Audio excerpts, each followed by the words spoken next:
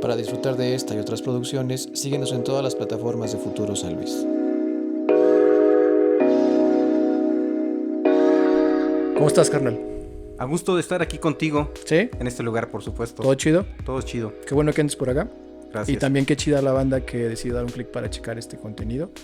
El día de hoy estamos con un pilar de la comunicación acá en el estado, el buen Leo Cano, con quien consideramos que estamos listos para esta conversación. ¿O no? Por supuesto. Sí.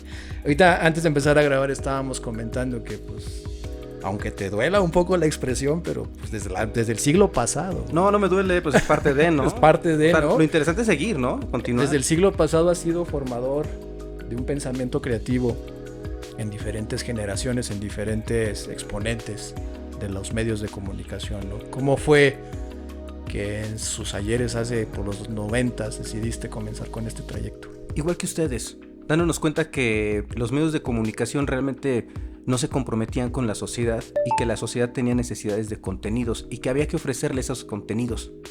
Esencialmente es eso, ¿no? En la forma de ese momento, ¿no? En este caso la forma ha cambiado, son 30 años. Sí, y en 30 años la sociedad ha cambiado. Hay un San Luis Potosí antes y después de las balaceras. Hay un México antes y después de las pandemias. Y las necesidades de consumo han cambiado a partir de ello, ¿no? Aparte, a mí lo que me llama mucho la atención es que el estandarte, si se puede llamar de esa manera, o uno de los ejes principales en el proyecto que yo identifico en tu trayectoria, es la cultura. Así es. Porque a final de cuentas creo que la cultura pues es prácticamente lo que nos define como tal, ¿no? Claro, la cultura es la base antropológica de una sociedad. Entonces, si nos vamos a la subcultura, encontramos las formas de expresión que van a definir ese futuro. En este caso, este futuro San Luis. Exacto, sí. Es justamente, qué chido que tocas ese punto de las subculturas, ¿no? Porque toda esta parte, ahorita antes de comenzábamos con la grabación, te comentaba que yo considero que pues eres un ícono dentro de la guerrilla cultural, porque a final de cuentas yo recuerdo que hace 30 años que comenzaste, a 30 años a la distancia, sigues en lo indie, sigues en esa parte de darle voz a los que en teoría no, bueno, según el sistema no tendrían por qué tenerla, y sigues en esa misma búsqueda de generar esa difusión. Lo que pasa es que los medios de comunicación tienen objetivos muy limitados, ¿no? Se pretende tener ingresos a partir de formas muy tradicionales de hacerlo, y eso cierra las posibilidades a que la gente joven tenga un espacio laboral o tenga una ventana de difusión. Y esa parte de la sociedad joven, o no tan joven a veces, necesita ser expuesta para que otros la conozcan y otros retomen sus ideas o sus propuestas, ¿no? Y de eso se ha tratado todo esto, de difundirlos, de ponerlos en el foco y decir ahí está, y eso siempre va a ocurrir.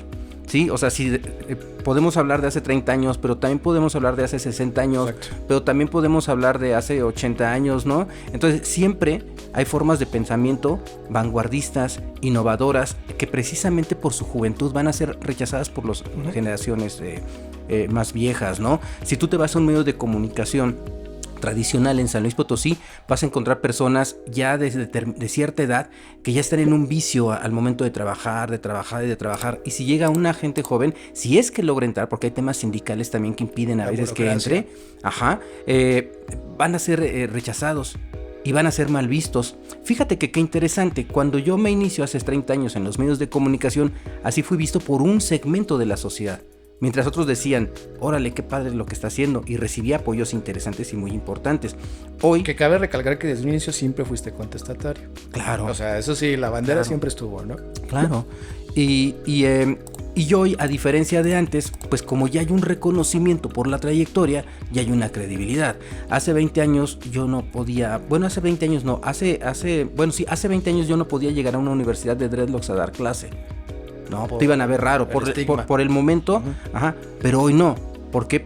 Porque ya te ganaste ese derecho, sí, ¿no? Y entonces ya te ven de otra manera, dicen, sí, esa persona quiero que llegue y que forma parte de mi academia, por ejemplo, ¿no? Porque ya saben a lo que vas y ya sabes lo que van a aportar, ¿no? Por ejemplo, hablando de una universidad. Exacto. No, porque, digo, y también es que volvemos a lo mismo. En 30 años, ¿cuántas cosas no han pasado, no? Digo, para la banda que posiblemente no lo sepa, todo esto que estamos haciendo, esto de transmitir en internet, esto de generar transmisión de audio, incluso video a través de alguna página web, pues acá el compa lo tiene desde sus inicios, ¿no? O sea, fuiste de los pioneros aquí en San Luis en generar una radio online, por así decirlo. Sí, había unos radioescuchas, de hecho, de Radio Universidad, que tenían una página de internet. Ellos estudiaban en el Tecnológico de Monterrey y me invitaron ellos hacían lives, transmitían programas ya grabados o en vivo, pero no había una producción. Entonces me invitan, y como a mí siempre me ha gustado la producción, pues entonces es la primera producción, digamos, que se transmite en línea, ¿no? En San Luis Potosí. La primera estación fue esa. Y el tema de los lives es que cuando Telcel empieza a liberar sus anchos de banda y tú puedes estar transmitiendo por datos, antes no era muy común que todo mundo pudiera tener acceso a planes de teléfonos, ¿no? Y los datos eran nuevos, pero no era caro hacerlo, ¿no? Okay. O sea, es como hoy. O sea, dices, sí, me cuesta tanto. Bueno, es caro si no estás acostumbrado a que sea parte de, ¿no? de tus gastos. Pero ya cuando estás centrado en eso, dices, me sale más barato esto que estar pagando de poquito. Exacto. ¿No? Porque tengo más. Entonces se liberan los anchos de banda de celular y empezamos a hacer transmisiones de las tocadas que teníamos como DJs en vivo, ¿no? Inclusive cambiando de cámaras, ¿no? Una innovación porque la red móvil empezaba. Exacto. Pero si ya teníamos el equipo, ya teníamos los teléfonos, porque además la tecnología me apasiona. Y si ya tenías todo eso, pues ¿por qué no hacerlo? ¿Por qué no explotar eso? Claro, ¿no? Y todavía deben de estar por ahí, ¿no? Seguramente. Porque te digo, y justo qué chido que tocas ese tema de las tocadas y de parte del DJ. Porque si no fuera suficiente que llevas este tiempo generando pensamiento creativo en las generaciones, innovando con cuestiones de medios digitales, también yo te considero de los pioneros en la escena electrónica aquí en el estado, con el proyecto de Orbe Sonora, que tú fuiste fundador de este proyecto. Junto con Pablo Rajim, con Brenda Banda y con el pelón, que no recuerdo su nombre porque él se desapareció, se fue a trabajar con su papá. Más bien su papá fallece y él se dedica a hacer cargo del negocio. Del negocio, sí. Entonces, junto con Rajim y con Brenda Banda, que ambos son figuras también en sus áreas aquí en San Luis Potosí, decidimos terminar nuestros programas de radio anteriores, juntarnos y hacer uno nuevo, ¿no? Que fue Orbe Sonora, que surge con la idea de crear un contenido para transmitirse por internet. No teníamos los medios para hacerlo por internet, pero fue concebido. Y ese programa de radio hablaba de las...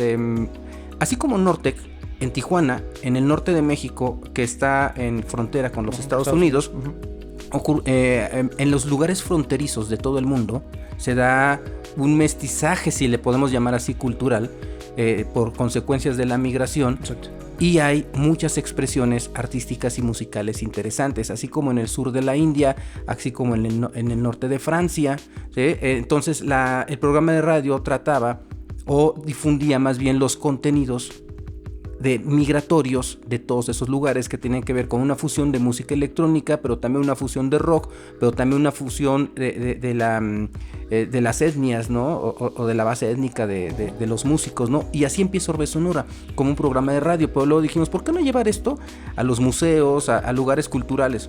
Vale, vamos a hacerlo, pero el problema es que le vamos a llegar a una élite nada más. Y va en contra de lo que pensamos. No, vamos a llegarle a toda la banda. Vamos a hacer una extensión del programa de radio, pero en DJ sets. Y empezamos a tocar en lugares donde antes no había DJs, ¿no? Como Bóvedas, por ejemplo, entonces el Recoveco, o Bóvedas y después Recoveco. El Delirio. Antes del Delirio, todavía no existía el Delirio, se fue después, estaba la María, en donde después fue la Santa. Entonces eran los dos únicos foros, y el Goa. La Casa Goa, la que está por las 7 esquinas, ajá, por 9 esquinas. Así, en las 9 esquinas. Entonces, pues eran los lugares, ¿no? Ya había un colectivo previo, Wirikut Space Connection, que ellos hacían raves y eventos de música electrónica psychedelic trance en la Sierra de Álvarez. Con Drill y el Chevo, ¿no? Con ellos, ajá, precisamente. Entonces, en realidad ellos fueron los primeros que empezaron, ¿no? A los meses empezamos nosotros. Y aquí lo que ocurre es que se da un impacto mediático porque yo empiezo a recopilar cuentas de correo electrónico y enviaba como boletines de prensa o newsletter, que es lo que hoy se le conoce así, de las fiestas que había en San Luis y de nosotros mismos, pero llegué a tener una base de datos de 52,000 cuentas de correo electrónico de todo el país. Estamos hablando de empresarios, de DJs, de público asiduo. Entonces tenía 52,000 cuentas de correos de las personas del nicho, ¿no? Y Orbe Sonora se convierte en un referente de la escena de música electrónica del país desde San Luis Potosí. Exacto. Y de ahí se deriva, por ejemplo, escribí en la DJ Concept, ¿no? En la revista DJ Concept, y ser corresponsal de la DJ Concept haciendo música electrónica, mientras por otro lado trabajaba haciendo noticieros en el Canal 13, por ejemplo, ¿no? Pero en el lado B, pues estaba haciendo todo esto, ¿no? Tenías una vida diurna y una nocturna. Así es, porque yo creo que un comunicólogo debe de tener un lado artístico también y tiene que explotarlo y desarrollarlo, porque por un lado tienes que pensar en las ciencias de la comunicación y ser un científico social que está viendo cómo vas a hacer para que este mensaje llegue a este público y qué le vas a aportar, ¿no? Pero por el otro lado necesitas expresar, Sí. no comunicar. Sí, exacto. Porque tienes una necesidad artística, porque eres creativo. Sí, creo que yo, si pudiéramos utilizar conceptos, podría ser una función y una pasión, ¿no? O sea, tienes la función de llevar a cabo tu carrera, tu profesión en medios institucionales, dependencias quizás, o whatever que sea la institución, pero también está la parte esa de la creatividad que responde mucho más a esa necesidad, incluso humana, de generar ese pensamiento o ese mensaje. Pero si eres auténtico, esa pasión pasa a lo profesional. Por ejemplo, el Canal 13, un canal tradicional, muy criticado por tener un Fidel Briano, por tener un Padre Pañoloso con ese formato tan cuadrado, ¿sí? Y que ahí te permitan, o que tú te permitas ser creativo y hacer tomas diferentes en el noticiero. Por ejemplo, tener estas tomas que tenemos aquí, digamos que son tradicionales, pero hace 20, 25 años, imagínate tener una toma hasta atrás donde se va a ver el camarógrafo, las cámaras, el staff, y que forma parte de la conducción del noticiero, ¿no? Es el mismo lenguaje que estás usando. Ajá, entonces, pero hace 20 años. Entonces, pues la primer televisora que lo hace en un noticiero, pues fuimos nosotros. Entonces, claro que eso me apasiona, ¿no? Y eso dicen, órale, llama la atención, al ingeniero Morales le llama la atención, da de qué hablar los contenidos, y pues entonces te empiezas a ganar ese respeto, pero también es pasión. Esa pasión la tienes que llevar ahí. Exacto. También, ¿no? Y justo retomando ahorita lo de Orbe Sonora, ustedes muta este proyecto de ser una radio online a ser ya una especie de colectivo o productora de fiestas. ¿Cómo lo recibe la banda? Porque al final de cuentas dice, sí, ya estaba el referente unos meses quizá antes de los Wirikuta, pero que yo sí creo, tú dime si me equivoco, yo como consumidor, yo sí veía una diferencia. Las dos las consumía, ¿no? O sea, sí me iba a la sierra de repente y todo bien. Pero sí siento que la parte de Orbe Sonora a mí se me hacía, si vale la pena la expresión, se me hacía como más, comercial en el buen sentido de la palabra, no tan underground, más compartible en este caso, por ejemplo, con las revistas que tenías, con los colaboradores, con los empresarios, con los mismos empresarios y con los venues a los que de repente se entregaban. Siento que sí tenían esa diferencia te explico qué fue lo que ocurre. Cuando hacemos Orbe Sonora decimos, vamos a tomar esto como si fuera nuestra chamba. Okay. Vamos a responsabilizarnos como si fuera nuestra chamba. Y como tal, armamos un organigrama a partir de quiénes éramos y qué hacíamos.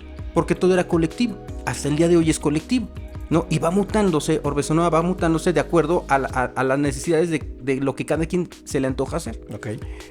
Hay un área de diseño gráfico que Gabriel Chinchilla, en su momento yo lo consideraba uno de los mejores diseñadores gráficos de San Luis Potosí, porque él era el encargado del departamento de diseño gráfico de la Universidad Autónoma de San Luis Potosí, nada más.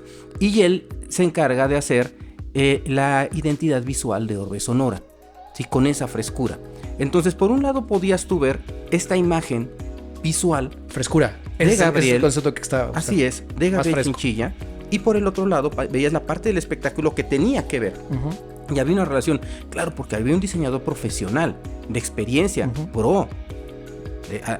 Y que te digo que influye, porque al final de cuentas, desde el flyer, ya te está dando un estilo. Te comunica calidad. Te comunica una calidad, un estilo de por dónde va la fiesta. El diseño de ropa, el diseño de las fiestas, porque también han sido conceptuales, ¿no? Por ejemplo, fuimos los primeros que hicimos un diseño de fiestas de cumbias, y lo hacíamos en nuestros cumpleaños, ¿no?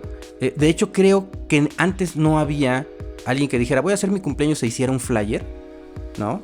Sino creo que yo no había visto eso antes, se nos ocurrió por echar relajo y porque pues lo podíamos hacer. Exacto.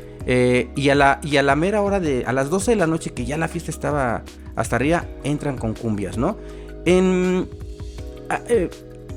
Las personas a veces dicen, no, pues yo nada más soy psycho, no, pues yo nada más soy de tal género. Y dices, no, pero pues tú nada más eres mexicano. Y en México las fiestas son las de 15 años, las de las bodas, es a lo que estamos acostumbrados. Y ahí lo que se baila es de todo. Y deben de cambiar la música porque si no la gente se aburre. Entonces dije, voy a aplicar esa teoría, a ver si es cierto que con los más duros de roer, los huesos más duros de roer, pasa lo mismo. Los que se dicen, no, yo soy de tal estilo, por pose a veces, ¿no? Que te va una cumbia. Y el güey bailaba, ¿no? Y se la pones en la hora. Porque al final de cuentas creo que la música, tú lo sabes más que yo, la música tiene horas. O sea, sí hay una hora donde va porque va tal cosa, ¿no? Y por ejemplo, Pablo Rajín podía estar tocando a Juan García Esquivel y de repente ponía Los Gatos Negros. Y lo bailabas y te levantabas a bailar porque pones la música precisa en el momento preciso, que en otro momento es una música que tú no comprarías o que hoy no traerías en tu teléfono, ¿no? Pero al final eres mexicano y lo traes en la sangre. Exacto. Nada más hay que conectar a la banda. Sí. Y a más de 30 años de distancia, ¿cómo ves la diferencia de esa audiencia, de esa banda que los consumía, de esa escena que ustedes llegaron a ver, que formaron parte? ¿Cómo lo ven a la actualidad? Yo creo que es igual, nada más que cambia la forma, ¿no? O sea, cambian los looks, cambian los géneros musicales, pero las necesidades de expresión, las necesidades de consumo, las necesidades de identidad, de pertenencia, pues siempre van a existir porque son parte del proceso humano. ¿Y no consideras que cuando tenemos el break, de cuando muere, así tal cual, cuando muere el rey, ¿no crees que sí afecta a ese consumo? O sea, sí fue un parteaguas tal cual, al menos en la escena aquí en el estado. Bueno, el rave no muere porque se siguen haciendo, no han parado. Pero hubo el problema de que entra el crimen organizado a San Luis Potosí y empieza a relacionarse con los raves. Y hay vínculos ahí medio oscuros que yo como periodista conozco, pero no tengo las herramientas para hablar de ello a profundidad. Pero hay vínculos por todos lados, hablando de personas en el gobierno, hablando de personas en las empresas, hablando de personas en mismos círculos religiosos que tienen un interés en una economía a través del consumo de las drogas, ¿no? Porque el narcotráfico es una de las importantes economías, generan economías en este país, ¿no? Y el hecho de estar en la oscuridad, pues permite que sea más atractivo, ¿no? Entonces, estas fiestas se convierten en algo atractivo para los grupos del crimen organizado que quieren controlarlas. Y es, por ejemplo, nosotros, si llegábamos a hacer un rave, nunca mencionábamos la palabra rave, sino decíamos fiesta al aire libre. Y en ese momento, ahorita todo el mundo lo entendería, pero en ese momento, si no dices rave, ya dejabas de ser el target. Estás invisibilizado, ¿no? Más bien, nosotros nos dejamos de vincular a ello. ¿Por qué? Porque al estar buscando difundir un evento y producir un evento, pues estás invitando a gente universitaria y hay padres de familia que van a autorizar que ellas y ellos vayan. Ajá. Entonces tú vas a ofrecer una seguridad para ellas y ellos. Entonces, en donde tú vas a realizar las fiestas, pues tiene que ser seguro, ¿no? No puedes arriesgarlos por el hecho de la juventud y que les viene valiendo en ese momento a esa exposición. Porque pasa lo que pasó, que llega un grupo criminal, que les quita sus celulares, que los asalta, y como para qué necesidad de hacer eso. Exacto. ¿No? Más que un apagón por ello, creo que fue un tema generacional.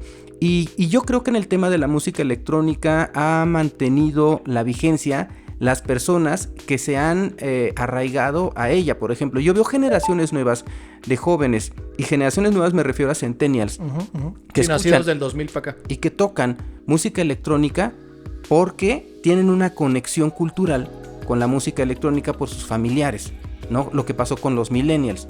Ellas y ellos son, por ejemplo, Elsa, ¿no? Que es millennial. Dices, bueno, ya es de las personas que continúan esta línea y se mantiene la cultura, ¿no? Como si fuera una estafeta. Así es, y la cultura ahí está.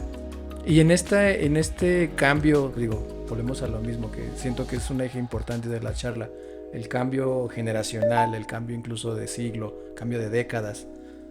¿Cómo ves en tus inicios hacer los productos digitales online ahora, a esta actualidad, que sigues vigente a final de cuentas? Pues imagínate que hoy lo puedes hacer con un celular.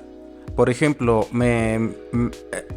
te digo, me encanta la tecnología, entonces siempre he buscado tener dispositivos con los cuales trabajar. Algún día porque necesitaba dinero y es la única vez que lo he hecho y me duele haberlo hecho. Me deshice de mi cámara fotográfica que me costó mucho tenerla.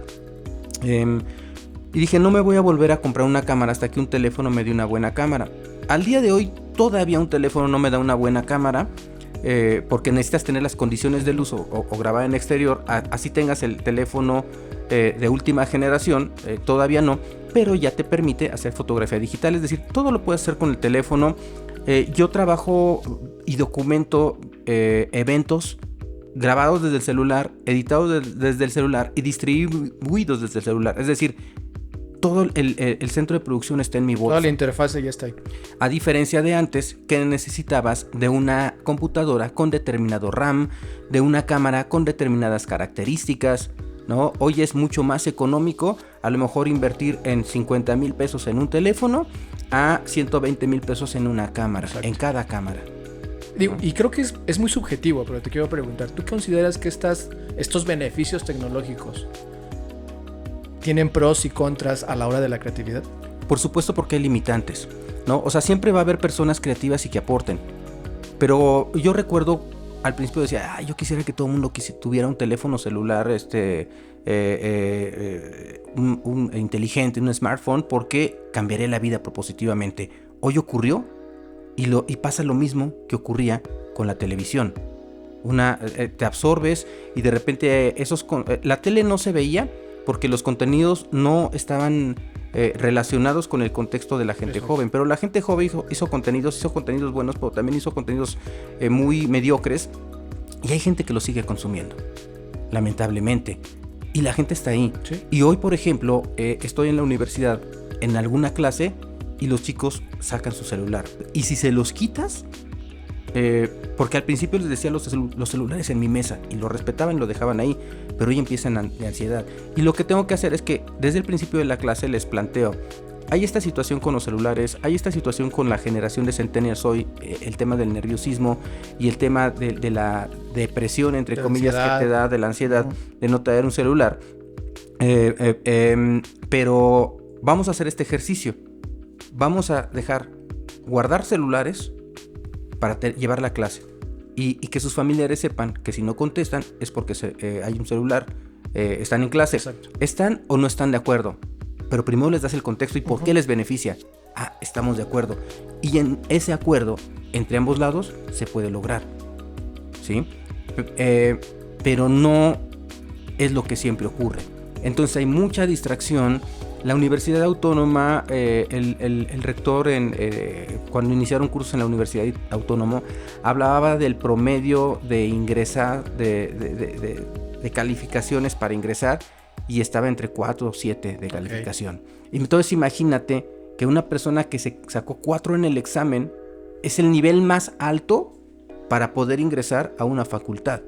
Imagínate cómo está ese nivel ahí adentro. Ahora, ahí va la responsabilidad del académico de decir, ok, estoy en esa realidad, pues me toca subirla. Ya con este contexto, sí, claro. Porque creo que pasa, a eso me pregunta, que pasa mucho, o no, más bien, pasa, no digo mucho ni poco, pasa, que muchas veces un contexto de facilidades provoca que a lo mejor no te retes a ti mismo o te estanques o busques la manera de no esforzarte. Yo en alguna entrevista escuchaba que decías que para hacer algo chingón tienes que equivocarte, tienes que hacerlo 3, 4, 5 veces. O sea, que cueste.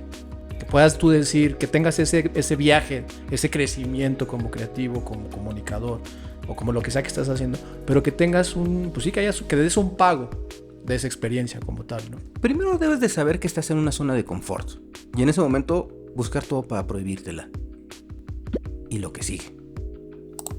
Y avanzar, y crecer, y subir un escalón. Y no dejar de hacerlo nunca en la vida. ¿Por qué? Porque en la vida siempre estás aprendiendo y siempre estás creciendo. A huevo. Pero si entras en esa zona de confort, entonces te estancas.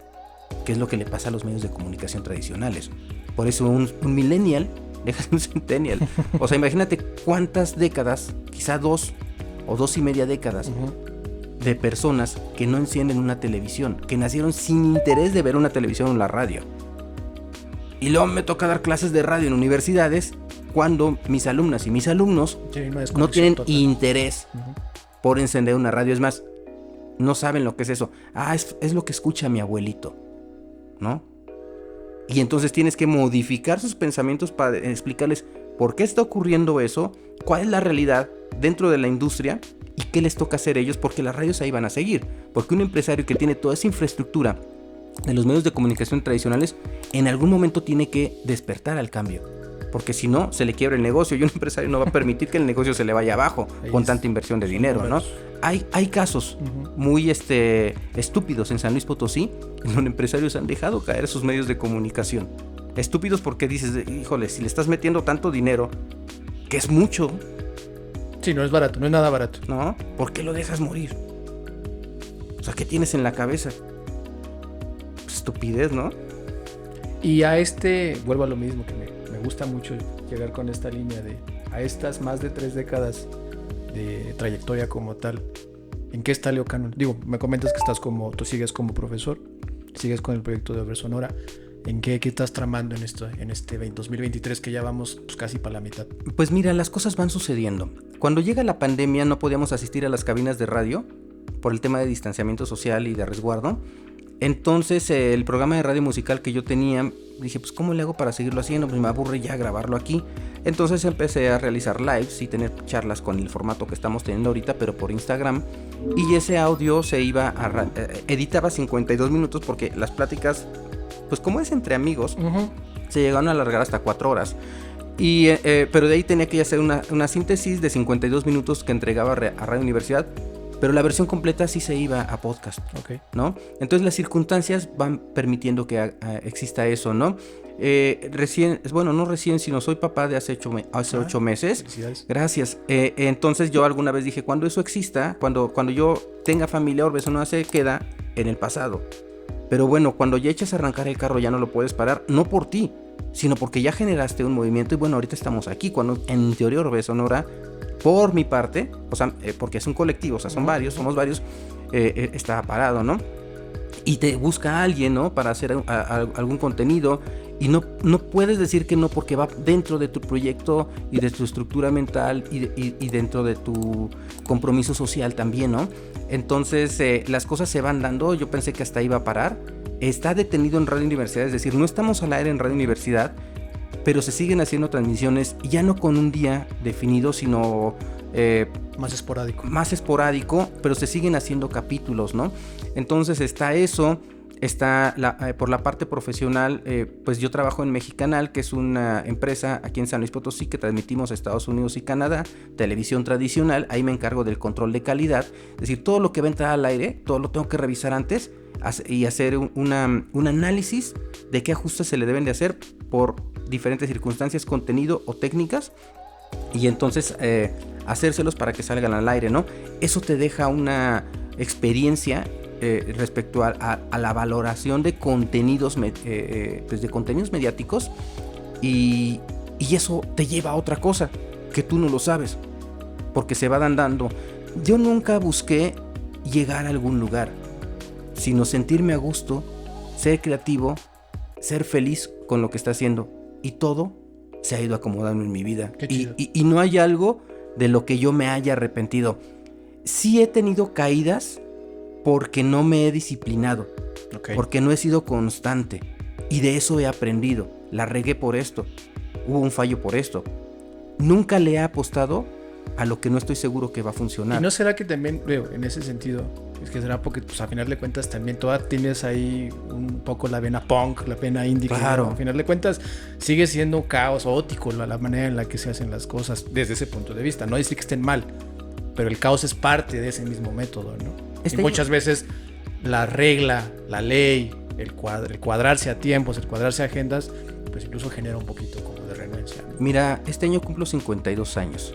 Entonces, es una actitud de vida porque creo que la sociedad necesita Sí, sin duda alguna. de cierta información y de ciertos contenidos, y entonces considero que estoy comprometido con la sociedad. Por eso estudié ciencias de la comunicación, por buscar ese compromiso social, por tener las herramientas, ¿no? Como científico social, para poder aportar algo a mi sociedad que yo la veía muy copy-paste, ¿no? Y que sigue siendo, ¿no? Pero que gracias a proyectos como este, ¿no? En donde hoy estamos, va generando cambios, y eso es muy importante, ¿no? Entonces, si es punk, es contestatario, pero es decir, yo no estoy de acuerdo. Qué bonita una casa en la Sierra de San Miguelito. O sea, qué bonito es vivir y observar esa panorámica de la ciudad. Yo la quisiera, pero yo no quisiera que la ciudad se inundara. Exacto. Yo no quisiera afectar a la flora y la fauna. Es el a qué costo, ¿no? Y quienes viven en estas áreas, pues no tienen esa conciencia, ¿no? De que hay una afectación a su ciudad. Porque quizá no les interesa. Dicen, no, pues aquí se ve bien chido y ya. Yo no pienso así. Yo no compraría ahí, aunque me encantaría vivir ahí. No lo haría. Por eso, ¿no? Entonces, es una actitud de vida que tienes, pero es parte del compromiso. No puedes acabar con lo que tienes, ¿no? Más bien tienes que disfrutarlo. Vivo en San Luis Potosí, porque en familia decidimos que es el lugar más bonito del país para vivir. Y vivo en el barrio de San Miguelito, porque de San Luis Potosí es el lugar que más me gustó. Qué chingón. Entonces, al final, vivo en el lugar que considero más bonito de México, y fue una decisión familiar. En el lugar que decides. Así es. Qué chido que la neta, como te lo decía al inicio de la charla, que sigas desde la trinchera, desde tu trinchera, con esa misión que te diste, con esa responsabilidad social que adquiriste al ser un formador, un comunicador y un formador de nuevos pensamientos creativos. Y también te felicito y te reconozco la trayectoria desde mi perspectiva. Creo que en algún punto ha funcionado como una inspiración también para este tipo de hubs. Que yo digo, te sigo a Sorbe Sonora desde tiempos inmemorables y la verdad es que sí he estado muy al tanto más o menos de lo que han estado llevando a cabo. Y justo a ti, cuando comencé con este proyecto, cuando hicimos el blueprint, el esquema, recuerdo que te puse a ti como un referente. Como chido, para ejemplificar por dónde iba un poco la idea de... Nunca me lo imaginé. Sí, no, la verdad te lo digo en este momento. Y te reconozco bastante. Ay, muchas gracias. No, pues igual, ¿eh? Si la banda quisiera seguir topando lo que hagas, topándote a ti, ¿dónde te pueden ubicar? Pues como Orbe Sonora. Tal cual, o sea, todas las redes. Tú buscas Orbe Sonora y ahí encuentras la parte de contenidos. Lo otro es personal, ¿no? O sea, en mis cuentas personales hay cosas, es otro tipo de cosas las que pongo, ¿no? Es como más para amistades, ¿no? A lo mejor a alguien externo, pues, ¿qué le puede interesar? Cosas personales, ¿no? Por barbacoa en la mañana, ¿vas a decir? Por ejemplo, ¿no? Pero en el tema de contenidos, pues si buscan Orbe Sonora, no nada más es lo que hago, sino lo que hace un colectivo de personas. Por ejemplo, está Rabín, que es chef, ¿no? Que Rabín llegó a hacer cocina molecular a San Luis Potosí e implementó, es una referencia de su área en San Luis Potosí. Está Gabriel Chinchilla, que es la parte del diseño gráfico, ¿no? Que también es una referencia en diseño gráfico. Está Pablo Rajim, que ha generado 3 movimientos culturales musicales en San Luis Potosí, ha sido responsable de ello, ¿no? Está Deng, que es sobrino de David Sorais, fallecido hace algunos meses, que también en la onda DJ, pues hay algo ahí interesante, ¿no? Entonces cada quien tiene algo interesante que decir, ¿no? Entonces si buscas Orbe Sonora, pues encuentras lo que estamos haciendo como colectivo. Hoy Orbe Sonora es un live, ¿no? Pero mañana va a ser otra cosa. Exacto. Pero en otro momento fue diseño gráfico, pero en otro momento fue un programa de radio, pero en otro momento también fueron intervenciones en televisión, pero en otro momento, no sé, todo se va transformando el que más actividad tenga en ese instante, o los que más actividad tengan, lo generen, como ¿no? el estandarte, ¿no? Sí, ya quedó claro que el proyecto como tal tiene esa resiliencia de adaptarse Y la verdad es que creo que qué chido que siga vivo, porque siento que es un pilar muy cabrón de la cultura, de la escena, tanto musical como cultural de acá del estado, y qué bueno que todavía tengamos esa oportunidad de poder seguirlo disfrutando. Carnal, qué chido que estuviste por acá. Un gustazo. ¿Tú cómo te sentiste? ¿Te gustó el espacio? No, pues muy a gusto. Sobre todo me gusta que le apuesten. A veces estas inversiones que definitivamente no se van a retribuir con dinero, Obvio. ¿no? Sino la retribución va más allá, van en el impacto social. Y cuando tú pagas para hacerle bien a la gente, pues no es fácil de que exista. Y yo te felicito, o los felicito, por tener este espacio, por meterle lana para aportarle algo a la gente, ¿no? Sí, Porque nos queda claro que la escena, la oferta cultural, artística del estado vale la pena. es una Vale la pena conocer y vale la pena difundirla, y consideramos, así como tú, una responsabilidad. Si tenemos la opción, los medios para poder fungir como promotores, ahí vamos a estar. Porque esto lo llevas a otras áreas. Exacto. ¿No? Por ejemplo, mis lados de lo que yo como, ¿no? Trabajar en los medios de comunicación tradicionales, ¿en dónde crees que lo experimenté? Orbe Sonora fue mi laboratorio. Entonces, si sé de ecualización, si sé de utilizar equipos de audio y de video, es porque aquí lo experimenté. Si sé hacer streaming, es porque me adelanté experimentándolo aquí, ¿no? Y esto te deja una enseñanza que después se te retribuye en dinero sin que lo busques, Exacto. ¿no? Sin que esa sea la pretensión. Sí, ¿no? Que es la misma naturaleza y el ciclo de Claro. lo que se está cumpliendo. Claro. Qué chido que estuviste por acá, carnal. Qué chido también ustedes que se iban a dar un clic para checar este contenido. Chequen la verdad la plataforma de aquí del Buen Leo, que la verdad es que vale la pena. A nosotros también síganos como Futuro San Luis en prácticamente todas las plataformas. Y pues bueno, sin nada más que decir, démosla que sí. Gracias por la invitación.